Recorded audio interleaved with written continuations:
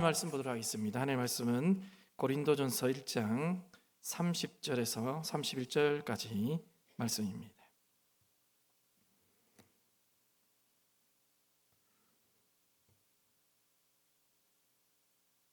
우리 같이 읽도록 하겠습니다. 너희는 하나님으로부터 나서 그리스도 예수 안에 있고 예수는 하나님으로부터 나와서 우리에게 지혜와 의로움과 거룩함과 구원이 되시더니 기록된 바 자랑하는 자는 주 안에서 자랑하라 함과 같게 하려 함이라. 아멘. 어떤 분과 대화를 나누게 됐는데 그분께서 이렇게 이야기를 하셨습니다. 그리스도인이 믿는 하나님, 유대인이 믿는 하나님, 이슬람이 믿는 하나님은 같은 하나님이다 라고 이렇게 이야기를 하셨습니다.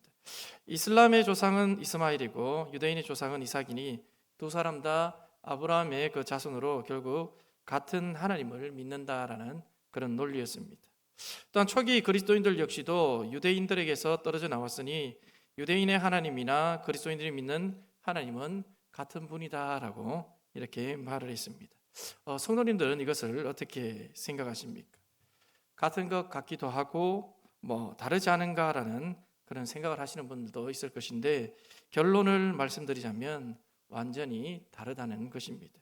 구약 시대야 일정 부분 같은 하나님으로 연관성을 지을 수 있겠지만 신약 시대는 완전히 다릅니다. 유대인 하나님, 이슬람의 하나님은 그리스도인들이 믿는 하나님과 결코 같지가 않습니다. 이유는 그들이 하나님의 아들 예수님을 구세주로 믿지를 않기 때문입니다. 예수님께서 밝히 말씀을 하셨습니다. 예수께서 이르시되 내가 곧 길이요 진리요 생명이니 나로 말미암지 않고는 아버지께로 올 자가 없느니라. 예수님을 거부한 유대인들의 하나님이 어떻게 그리스도인들의 하나님이 될 수가 있겠습니까? 예수님을 믿지 않는 이슬람의 알라가 어떻게 그리스도인의 하나님이 될 수 있을까요? 결코 같은 하나님이 될 수는 없는 것입니다. 우리가 삼위일체 교리를 믿습니다. 성자 하나님, 성부 하나님, 성자 하나님, 성령 하나님, 이 세 분이 우리는 한 분이신 줄을 믿습니다. 물론 이해하기가 쉬운 그런 교리는 아니지만 이 교리에서도 명백한 기준은 바로 예수님입니다. 성부 하나님과 성령 하나님은 실존은 하시지만 형상이 없습니다. 하나님께서는 모세에게 자신을 계시할 때 스스로 있는 자가 나를 너희에게 보냈다 하라 이렇게 유대 백성들에게 말하라고 하셨습니다. 그리고 십계명을 통해서도 나의 형상을 만들지 말라라고 말씀하셨습니다. 성령 하나님도 불의 혀, 발음과 같이 이렇게 표현을 하고 그나마 형상 있는 모습으로 나타난 것이 비둘기의 모습이었습니다. 그런데 그 비둘기도 진짜 몸을 가진 비둘기가 아니라 영적인 그런 이미지였습니다. 반면 예수님은 어떻습니까? 완전한 육신으로 이 땅에 오셨습니다. 사도 요한은 이렇게 고백하죠. 우리가 들은 바요, 눈으로 본 바요, 자세히 보고 우리의 손으로 만진 바라. 요한복음 14장에서 제자 빌립이 하나님 아버지를 예수님에게 보여달라고 이렇게 이야기했을 때 예수님은 다음과 같이 말씀을 하셨습니다. 예수께서 이르시되 빌립아 내가 이렇게 오래 너희와 함께 있으되 내가 나를 알지 못하느냐? 나를 본 자는 아버지를 보았거늘 어찌하여 아버지를 보이라 하느냐? 이처럼 우리는 예수님을 통해서 광대하신 하나님을 분명히 볼 수 있습니다. 그리고 성령님도 마찬가지입니다. 성령님께서 하시는 일이 무엇입니까? 요한복음에서는 내가 아버지께로부터 너희에게 보낼 보혜사 곧 아버지께로부터 나오시는 진리의 성령이 오실 때에 그가 나를 정언하실 것이요. 성령님께서 하시는 일은 완전한 몸으로 오신 예수님을 증거하는 것이다 라고 말씀을 하고 있습니다. 예수님을 통해서 하나님을 볼 수 있고 예수님을 통해서 성령님을 알 수가 있는 것입니다. 우리의 신앙의 기준이라는 것은 언제나 그 중심에 예수님이 계셔야 됨을 말씀하고 있습니다.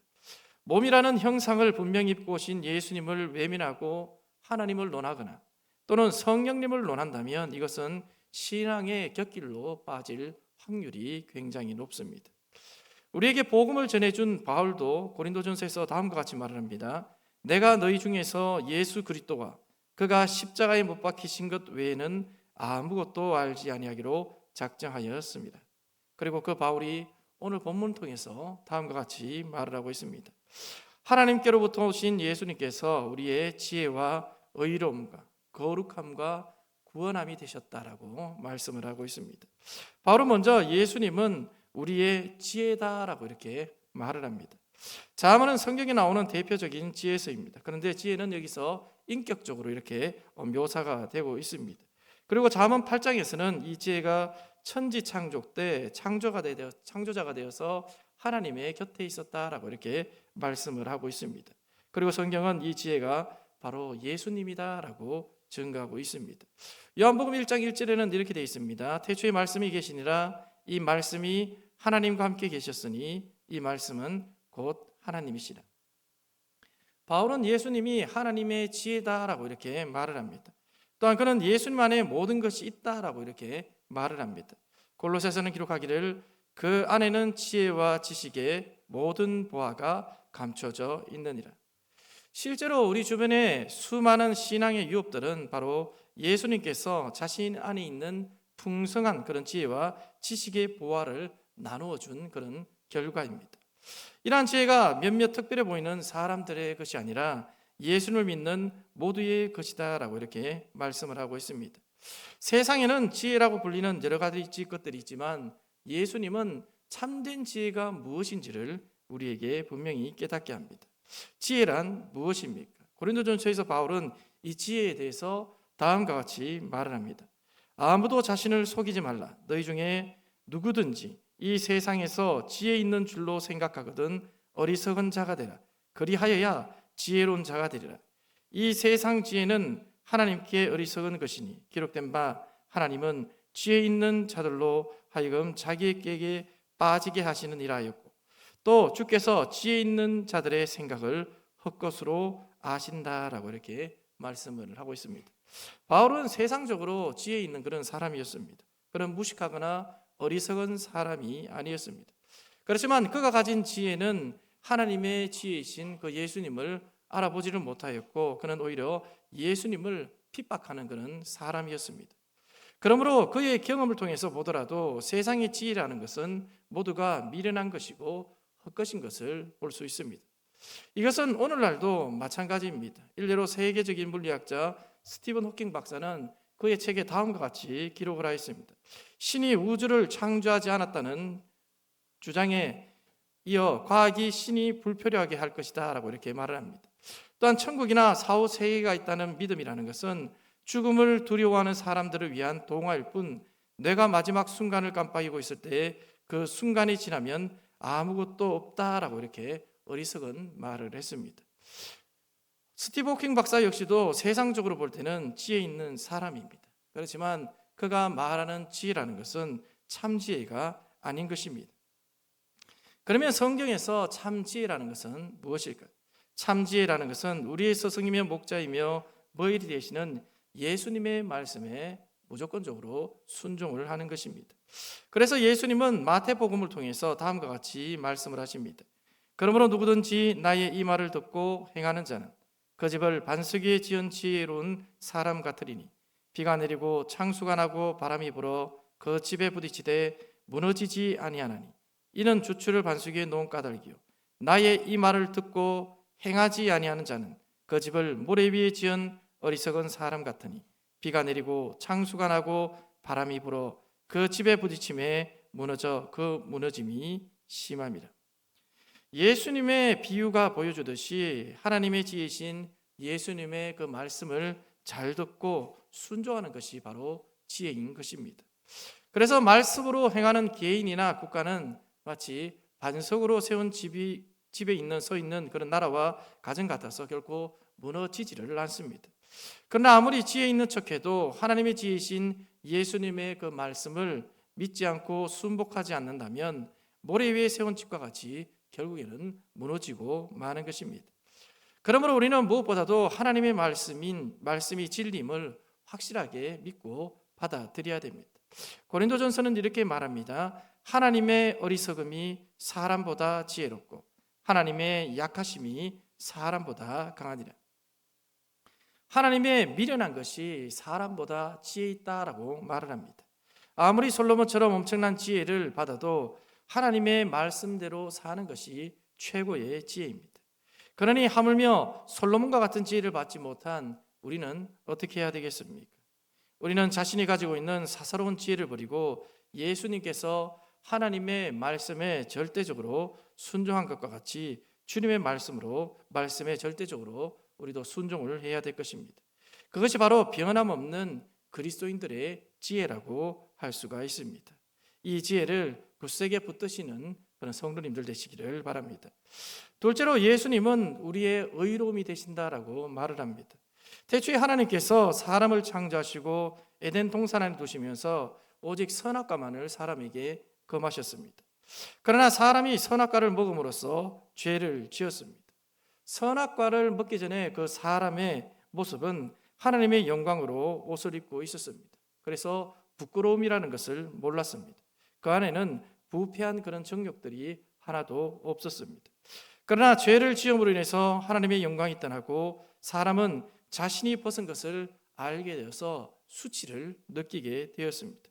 그리고 죄를 짓고 그들이 가장 먼저 한 일은 무화과 나뭇잎으로 치마를 만드는 것이었습니다. 죄를 지은 아담과 하와에게 가장 절실했던 것은 바로 자신들의 수치를 가려다 줄 그런 옷이었습니다. 이 하나님은 그들을 불쌍히 여기셔서 가죽옷을 그들에게 만들어 입혀 주셨습니다. 그런데 사람의 수치를 가리는 가죽옷이 그냥 생기는 것이 아닙니다. 짐승이 죽어야 됩니다. 따라서 아담과 하와의 수치를 가려줄 옷을 위해서 죄 없는 그런 짐승이 죽어야만 했습니다. 그 뒤로도 이스라엘 백성들이 드린 수많은 제사에서 수없이 많은 짐승들이 피를 흘리고 죽어야 했습니다. 그리고 이 모두는 바로 예수님을 예표하는 것입니다. 인간이 아무리 많이 배우고 부자가 되고 성공하고 권력을 가져도 해결할 수 없는 것이 있는데 그것이 바로 죄 문제입니다. 도덕과 종교라는 것은 나뭇잎과 같아서 잠시 안정을 줄 뿐이지 근본적인 해결책은 되지 못합니다. 따라서 예수님이 십자가에서 우리를 위하여 피를 흘리심으로 그 피만이 죄에 대한 유일한 해결책이 된 것입니다. 그러므로 세상 종교와 기독교를 동일시하는 다원주의는 심히 가증한 것이라고 할 수가 있습니다. 예수님은 우리가 입어야 될 가죽 옷이라고 할 수가 있습니다. 그분은 우리의 죄의 수치를 가려주는 의가 되십니다. 우리도 잘 알다시피 이스라엘은 택함받은 민족이었지만 하나님 앞에 허물이 많았습니다. 그리고 반역도 끝없이 저질렀습니다. 그러나 하나님은 그것을 보지 않는다라고 하셨습니다. 그 이유는 바로 죄에 대한 대속을 허락하셨기 때문입니다. 이처럼 하나님은 대속을 통해서 우리를 의롭게 보시는 것입니다. 우리는 예수님의 보혈의 능력으로 하나님 앞에 설 수 있게 됩니다. 인간은 스스로를 죄인이고 흠이 많고 무가치한 그런 존재로 여깁니다. 하지만 하나님께서 우리를 보시는 관점은 다릅니다. 그분은 인간을 바라볼 때 반드시 피의 대속을 통해서 바라보시기에 인간을 거룩하고 흠이 없으며 책망할 것이 없는 존재로 여기십니다. 따라서 우리가 하나님께 나아갈 때 우리는 예수님의 보혈을 의지하는 것이 무엇보다도 중요하다는 사실을 잊지 말아야 됩니다. 예수님의 보혈을 의지해야지만 하나님께서 우리를 보실 때 예수님과 그의 희생을 믿는 우리의 믿음을 보시고 우리를 예수님처럼 의롭다라고 이렇게 말씀을 하시는 것입니다. 회개와 믿음을 통해서 예수님의 피로 의롭다함을 우리는 하나님께 받은 것입니다. 우리는 예수님의 그 피의 공로로 의롭다 하신 때문에 거룩하신 하나님 앞에 당당히 설 수가 있는 것입니다. 이와 같이 우리는 예수님이 우리의 의가 되었다는 그런 사실을 알 뿐만 아니라 실제로 우리는 말씀에 순종하여서 의롭게 살아야만 됩니다. 주께서 주신 의로운 옷을 입고 있어야만 하는 것입니다.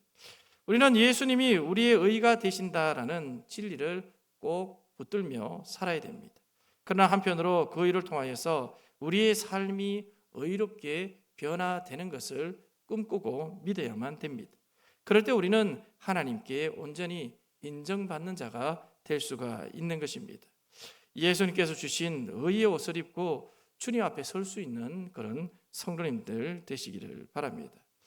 셋째로 예수님은 우리의 거룩함이다라고 이렇게 말씀을 하십니다. 앞에서 말씀드린 대로 하나님은 우리를 보실 때 대속이라는 것을 통해서 우리를 보십니다. 따라서 우리가 불완전해도 살아있는 믿음을 가지고 있는 한 하나님의 눈에는 거룩하고 흠없고 책망할 것이 없는 자로 보십니다. 그런 의미에서 예수님은 우리의 거룩함이 되십니다.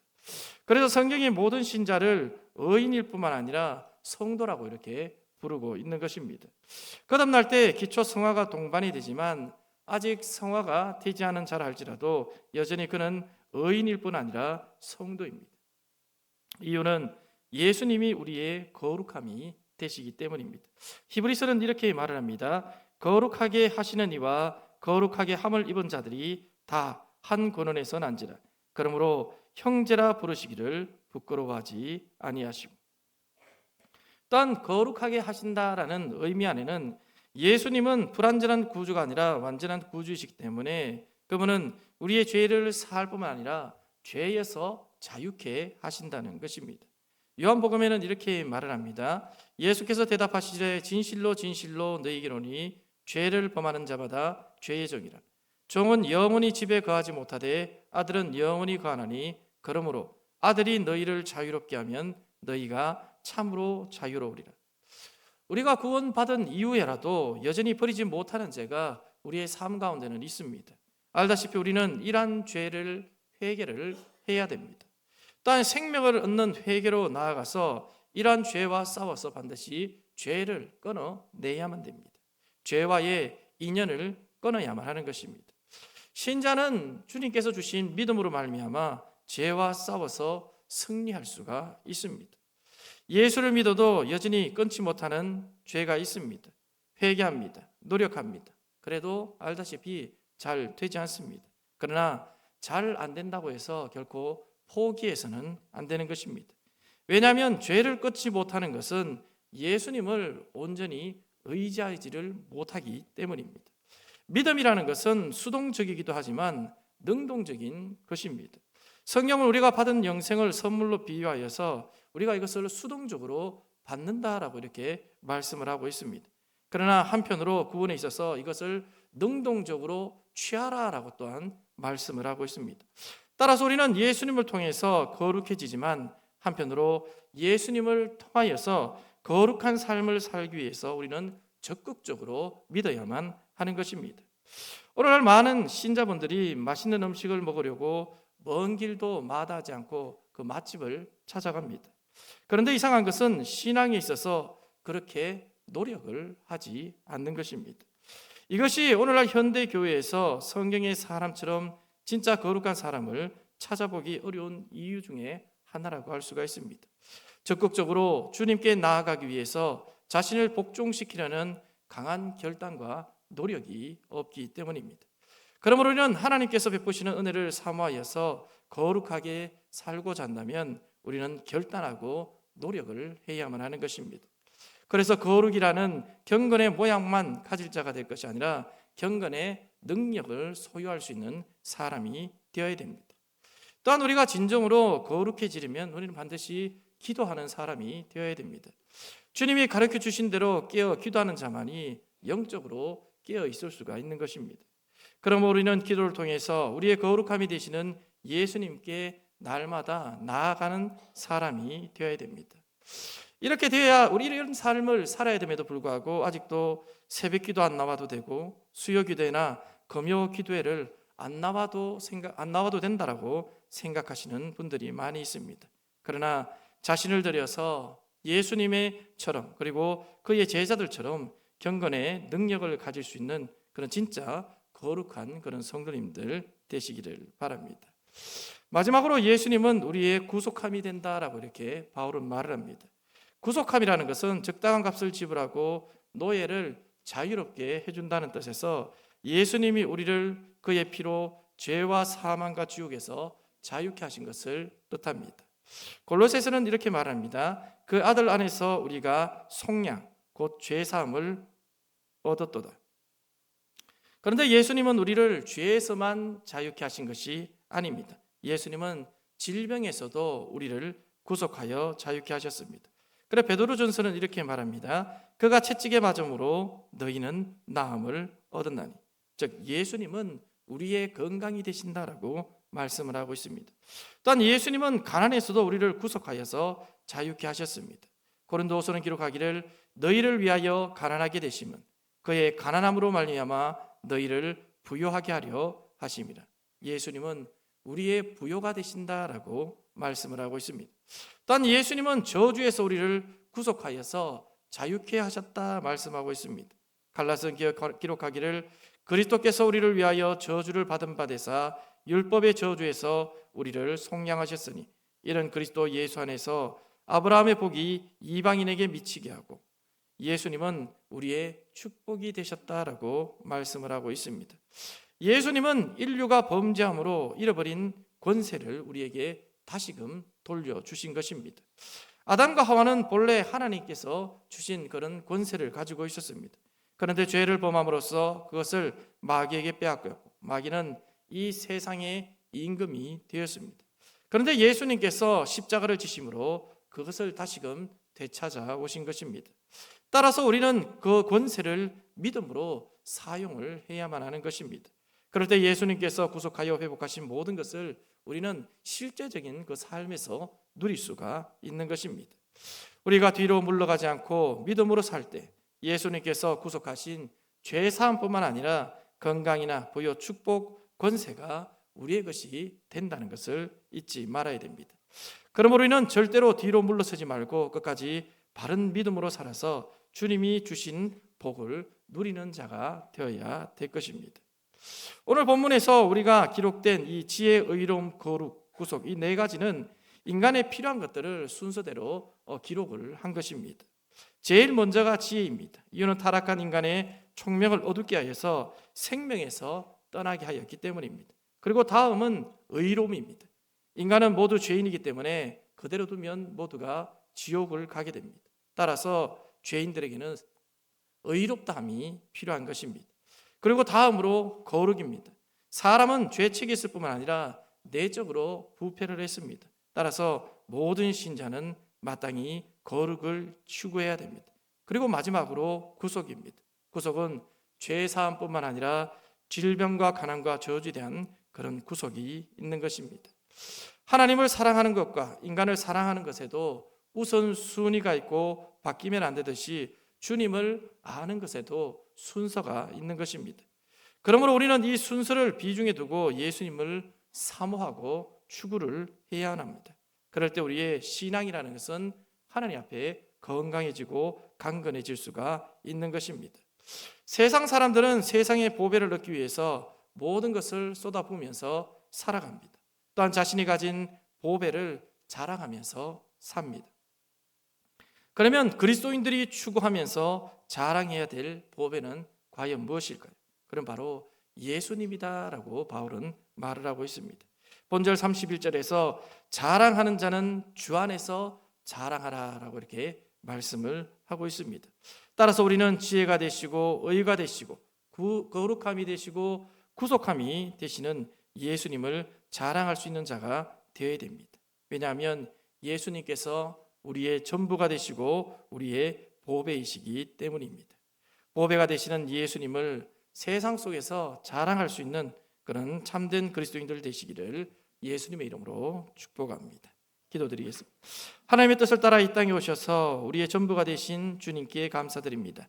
우리가 금은 보화를 캐어내듯이 주 안에 있는 진리의 보화를 캐어내는 자가 되어 주님이 주시는 생명을 풍성히 누리고 나누는 예수님을 자랑하는 복된 교회와 성도님들 될 수 있도록 도와주시옵소서.